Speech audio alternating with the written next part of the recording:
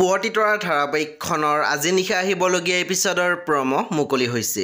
আজিৰ প্ৰমৰ প্ৰথম ভাগত আমি দেখিবলৈ পাইছোঁ বেদই অনুক কৈ আছিল, এতিয়া তোমাৰ টকা পইচা গাড়ী সকলো আছে, এতিয়া আমি আমাৰ কথা ভাবিব লাগিব, তুমি মই আৰু আমাৰ নান্না মুন্নাটো।